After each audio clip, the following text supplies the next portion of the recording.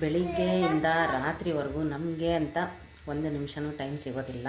Skin care ಮಾಡ್ಕೊಳ್ಳೋಕ್ಕೋ hair care ಮಾಡ್ಕೊಳ್ಳೋಕ್ಕೋ ನಮಗೆ time ಸಿಗೋದು ಯಾವಾಗ ಅಂದರೆ ನೋಡಿ, ಈ ಕಸ ಗುಡಿಸೋದು, ನೆಲ ಒರೆಸೋದು, ಪಾತ್ರೆ ತೊಳೆಯೋದು, ಈ ಗ್ಯಾಪಲ್ಲಿ ನಾವೇನಾದರೂ ಪ್ಯಾಕೋ ಅಥವಾ ಸ್ಕಿನ್ ಕೇರ್ ಮಾಡ್ಕೊಳ್ಳೋದಿದ್ದರೆ, ಹೇರ್ ಕೇರ್ ಮಾಡ್ಕೊಳ್ಳೋದಿದ್ದರೆ ಮಾಡ್ಕೋಬೇಕು.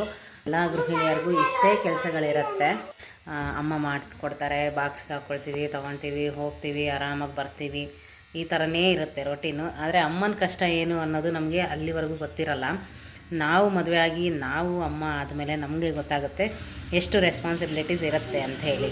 ಹೆಂಡತಿ ಒಂದು ಮನೆಯ ಸೊಸೆ ಅಥವಾ ಒಂದು ಮಗುವಿನ ತಾಯಿ ಅಂದಾಗ ನಮಗೆ ನಾನಾ ಥರದ ರೆಸ್ಪಾನ್ಸಿಬಿಲಿಟೀಸ್ ಇರುತ್ತೆ.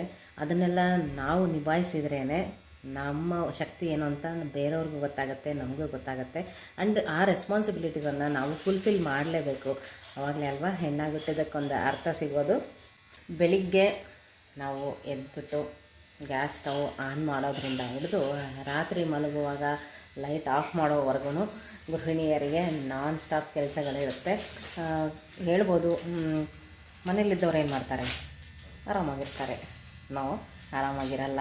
ಈಗ ನಾನು ಹೇಳಿದ್ನಲ್ಲ, ಇದು ಕಂಪ್ಲೀಟ್ ರೊಟೀನು ನಮ್ಮದು. ಇದೇ ಥರನೇ ಹೆಣ್ಮಕ್ಳಿಗೆ ಮನೆಯಲ್ಲಿದ್ದವರಿಗೆ ತುಂಬಾ ಕೆಲಸಗಳಿರುತ್ತೆ, ಮುಗಿಯದೇ ಇರೋವಂಥ ಕೆಲಸಗಳು ಮನೇಲಿದ್ದವು. ದಯವಿಟ್ಟು ಗೃಹಿಣಿಯರಿಗೆ ರೆಸ್ಪೆಕ್ಟ್ ಕೊಡಿ.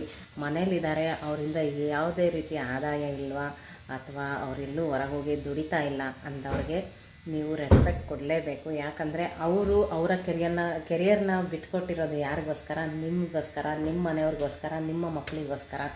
ಸೊ ಅವರಿಗೆ ರೆಸ್ಪೆಕ್ಟ್ ಮಾಡಿ.